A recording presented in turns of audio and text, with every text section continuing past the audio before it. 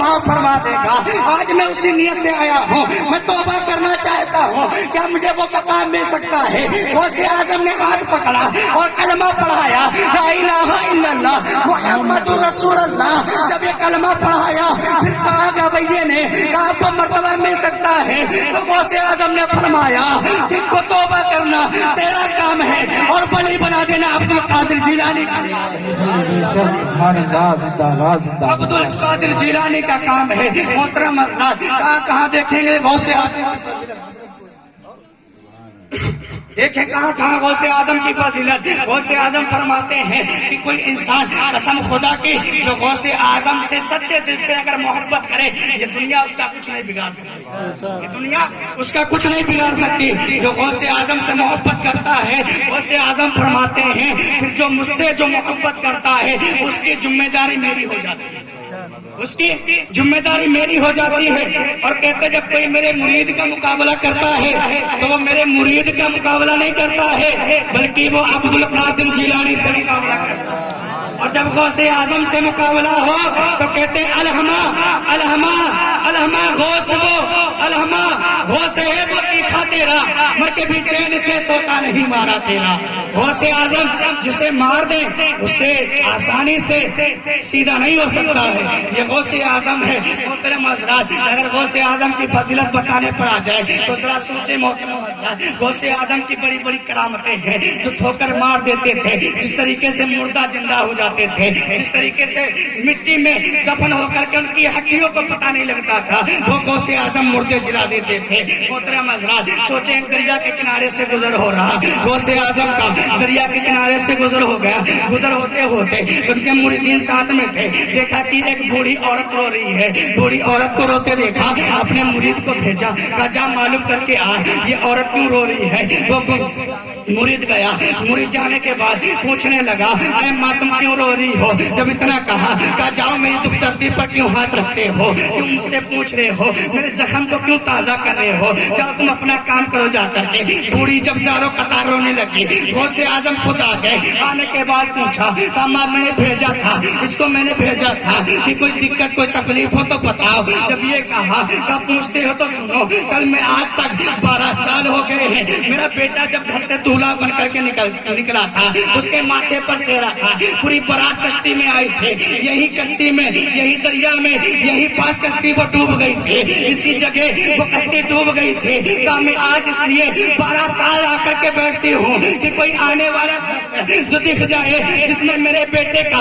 चेहरा नजर आ जाए, मैं उसकी कमर देखती हूँ, जिसमें मेरे बेटे की कमर नजर आ जाए, जिसमें मेरे बेटे का चेहरा नजर आ जाए। क्या तुम जानते क्या माँ की औकात, माँ की हैसियत क्या जानते हो? अभी मैं बताते चलता हूँ। जब इतना कहना होता है, जब वो तो गौसे आजम है, जब दूसरों को अपने दर से खाली नहीं भेजते हैं, फिर उनके दर से अपने कैसे खाली जा सकते हैं। जब इतना कहा, गौसे आजम को जलाल आया और गुस्से से कहा ऐ दरियाए दजला जो 12 साल पहले इस दरिया में कश्ती डूबी थी, उससे सब बरातियों के साथ वापस कर दे, उसको बरातियों के साथ वापस कर दे। जब इतना हुक्म गौसे आजम का सुना, सुनने के बाद वही 12 साल पहले डूबी हुई कश्ती उसी तरीके से वापस हुए। फिर माँ ने कदम पकड़े, कहा बाबा तुम हो गए।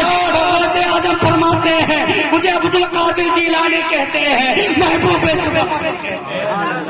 अब्दुल कादिर जिलानी कहते हैं, महबूब सुबहानी कहते हैं। यार तुम जरा सोचो, आजकल के माँ बाप का अदब नहीं जानते हैं कि माँ बाप की औकात, माँ बाप की हैसियत नहीं जानते हैं कि माँ बाप कौन चीज है। जरा सोचना मोहतरम हज़रात, आज कहते हैं एक शख्स बोला, एक इंसान बोला कि मैंने बड़े मौलवियों को कहा देखा सुना है कि बड़े बड़े मौलवियों को मैंने देखा है सुना है कि कोई अपनी माँ का हक अदा नहीं कर सकता है।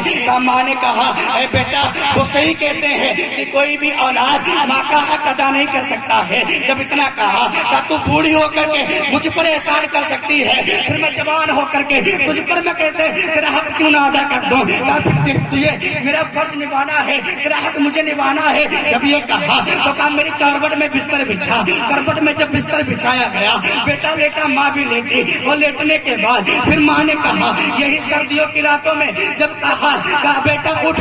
جب نیند لگی بیٹے کو ہلکی نیند لگی. نیند لگنے کے بعد کہا بیٹا اٹھ تجھے ماں کا حق ادا نہیں کرنا ہے. ذرا غور سے سننا نوجوانوں. کہا بیٹا اٹھ تجھے ماں کا حق ادا نہیں کرنا ہے. کہا ادا تو کرنا ہے. کہا جا پانی لے کر کے آ. دوڑتا ہوا گیا, پانی لے کر کے آیا. پانی لے کر کے آیا, ماں نے آدھا پیا آدھا بستر پر گرا دیا. پھر سے جب نیند لگی بیٹے کو, پھر تھوڑی دیر کے بعد پھر ماں نے کہا کہ جا بیٹا. پھر اٹھایا, پھر کہا کہ جا بیٹا تجھے حق ادا نہیں کرنا ہے. کہا ادا تو کرنا ہے. کہا جب پانی لے کر کے آ.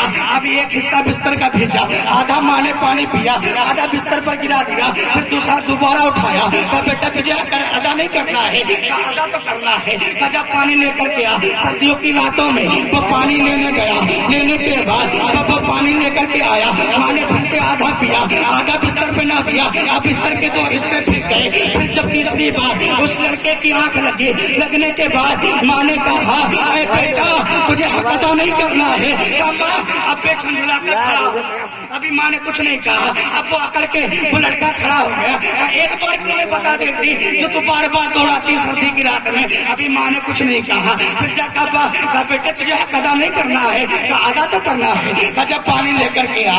پھر گیا بیٹا, پھر گیا لڑکا, پانی لے کر کے آیا. ماں نے پھر آدھا پیا, آدھا بستر پر نہ دیا. جب بستر کے تینوں حصے پھینک گئے, پھر بیٹے کو برداشت نہ ہوا. پھر بیٹے کو غصہ آ گیا, آنکھوں میں غصہ محسوس ہو گیا. جب غصہ آنکھوں میں آیا پھر کہنے لگا کہ اے ماں تو بوڑھی ہو چکی ہے, بڑھاپے کی عالم میں تیری عقل بھی ماری گئی ہے, تیری عقل بھی ماری گئی ہے. اب بتا تو نے 3 چوٹ بستر کے, ایک بار نہیں 2 بار نہیں, تو نے تینوں بستر کے حصے بھگا دیے ہیں. اب میں لیٹوں تو کہاں لیٹوں, اب میں سوؤں تو کہاں سوؤں. جب یہ کہا تو ماں کی آنکھوں میں آنسو آ جاتے ہیں. اور ماں نے کہا اے بیٹا میں نے تجھ سے پہلے کہا تھا کہ کوئی بھی انسان اپنی ماں کا حق ادا نہیں کر سکتا ہے. ماں وہ کیسے؟ کہا جب یہی سردی کی راتیں تھے, جب تو چھوٹا سا تھا, جب تو ایک بار نہیں ایک جگہ پیشاب نہیں کرتا تھا, بلکہ تو بار بار پیشاب کیا کرتا تھا, بلکہ سب پورا بچھونا رات بھر میں بھیگ جاتا تھا. جب بچھونے کا کونا خالی سوکھا نہیں بچتا تھا تو میں تجھے اپنی چھاتی پر لٹا کے سباتی تھی. کہا جب بیٹے نے قدم پکڑے اور کہا ماں میں یہ دعویٰ کرتا ہوں کہ کوئی بھی انسان اپنی ماں کا حق ادا نہیں تو اپنی ماں کا حق ادا کرے. کوئی بھی انسان اپنی ماں کا حق ادا نہیں کر سکتا. آج نوجوانوں تمہیں یہ ہوا کیا ہے تو اپنی ماں باپ کو گالیاں دیتے ہو, ماں باپ کے گالیاں دیتے ہو, ماں باپ کی برائیاں کرتے ہو. اے خدارا یہ ماں باپ زندہ ہیں, ان کی ادب بھی کر لو. ان کے جانے کے بعد آج زندہ ہیں, ان کا تھوڑا احترام کر لو, ان کا تھوڑا ادب کر لو. یہ کل چلے جائیں گے تو تمہارا کوئی پوچھنے والا نہ ہوگا. آج اگر کوئی بیٹا اگر 12 بجے رات میں آتا ہے تو ماں دروازے پر بیٹھ کر انتظار کرتی ہے. یہی سردیوں کی راتوں میں کہ میرا لال نہیں آیا ہے, وہی سردیوں کی راتوں میں وہ ماں دروازے پر بیٹھ کر کے انتظار کرتی ہے. جب ذرا سوچے محترم حضرات, ماں اسی سردیوں کی راتوں میں اس کا انتظار کرتی ہے. یار ابھی یہ زندہ ہے تو تمہیں ان کی اوقات نہیں پتا, کل یہ چلے جائیں گے تو تمہیں ان کی چارپائی یاد آئے گی, تمہیں ان کی جو استعمال کرتے تھے وہ چیزیں ان کی یاد آئیں گی. سوچو محترم حضرات, خدا رہا یہ ماں باپ زندہ ہے, ان کی عزت کر لو. اگر تم نے ان کی عزت کر لی تو میدان محشر میں اللہ تباہ ہوتا ہے تمہاری عزت. اگر تم نے ماں باپ کی عزت کر لی تو اللہ تبارک تعالیٰ میدان محشر میں تم کو عزت عطا فرما دے گا. یہ ماں باپ ہے. اب ذرا سوچے محترم حضرات, ابھی غوث اعظم رضی اللہ تعالیٰ عنہ ابھی مدرسے میں مدرسے کو بیان بتایا کہ یہ گویا تھا. اب ذرا سوچے محترم حضرات, ہمارے اسٹیج پر علماء کرام بیٹھے ہوئے ہیں. آپ حضرات کو وہ بھی غوث اعظم رضی اللہ تعالیٰ عنہ کے گفتگو سنائیں گے انشاءاللہ تعالیٰ. آپ حضرات اسی طریقے سے سنتے رہیں, اور میرا یہ کہنا ہے کہ آپ حضرات جتنا سنیں اس سے کئی زیادہ عمل کرنے کی کوشش کریں, اس سے کئی زیادہ عمل کرنے کی کوشش کریں. وآخر دعوانا ان الحمد للہ بالعالمین. اور رہا چمن تو پھول کھلیں گے, اور رہی زندگی انشاءاللہ پھر ملیں گے. السلام علیکم ورحمۃ اللہ وبرکاتہ.